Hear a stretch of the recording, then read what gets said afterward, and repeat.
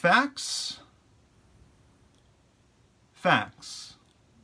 don't matter in a post-truth realm such as politics.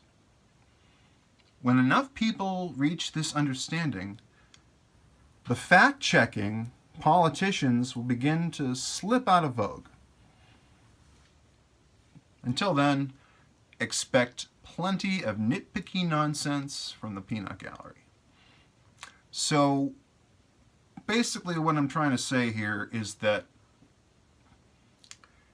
when you're in a post-truth realm, such as politics, and what I mean by that is that, all politicians lie, and they tell hyperbole.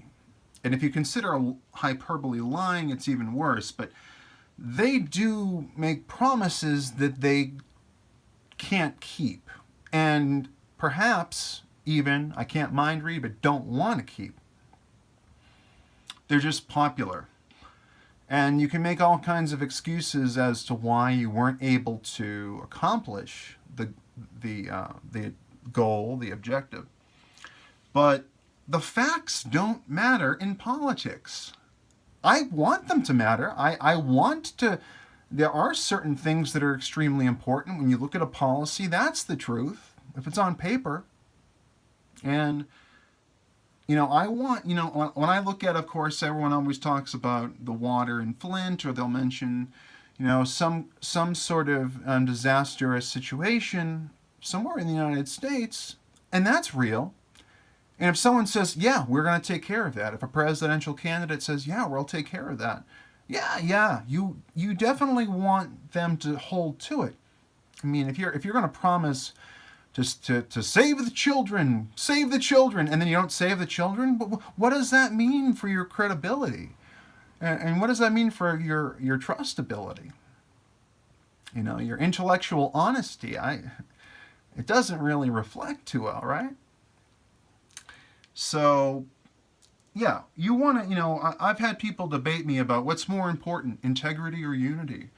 Check out my Electioneer series where I talk about that. I did one tweet on that, I think, about unity in the party, the Democrat Party, versus the acting on principle. Sometimes you kind of need to move away a little bit from your purist mindset. Like, I'd love to be a free speech absolutist, for example. I'd love to be a purist. I love purity. I do. I see the virtue and the merit in purity. I get it. I understand it to some degree.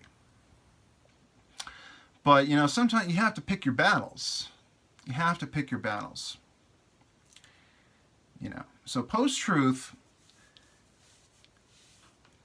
politics is post-truth. It's full of empty promises, and look at the president that we have now. He's the king of hyperbole. And the fact-checkers, the whole idea of fact-checking is actually well-intentioned and an intellectual pursuit, like holding people accountable for saying the right or wrong thing. If you're saying something inaccurate, yeah, I want to point it out. Of course I do. I think most people would agree. But at the same time, it gets to this point where you're looking at minutia and you're looking at the micro when the macro is totally missed. And then it's not only missed, it gets misconstrued by the media sometimes. And with the case of President Trump, very often, based on their current business model and the current zeitgeist in America, with, about half the country divided against President Trump and the other half in what I would call sort of implicit support. Okay, now some people always support every sitting U.S. president, and other people, in the country they live in, they support the president no matter what. We have people like that here too. Those that aren't so emotionally invested in Trump-Russia collusion, Russiagate, which has been completely disproven after years of folks like Michael Tracy and H.A. Goodman and Styx Hexenhammer 666 and so forth, Jimmy Dore telling you that it was wrong. And nobody really, like, the progressives listened. And it's funny because Kim Iverson was actually talking on one of her videos that I watched today about the definition of progressive. And I do agree. I want to actually throw this out there right now. Kudos to her if she came up with this, the economic populist. That's a great way of characterizing sort of the Bernie Krat left. Not so much the social justice warrior and the intersectionality. Those things are important, of course. We do want a world that is fair, balanced, equitable, and has equality and gives everybody a fair chance at the free market. I think we can all agree on that. For the most part, most of us all agree. There's almost no question that we want people to be successful and we want things to be fair and we don't want them to be bigoted. But under the assumption of intersectionality and cultural Marxism, there is an oppression occurring and that needs to be corrected. And how do we get there? Well, we look at the majority groups because, democracy is so great, right? We look at the majority groups and we say, you know what, they're, by their very nature and their very privilege, they are oppressing this other group. They are otherist.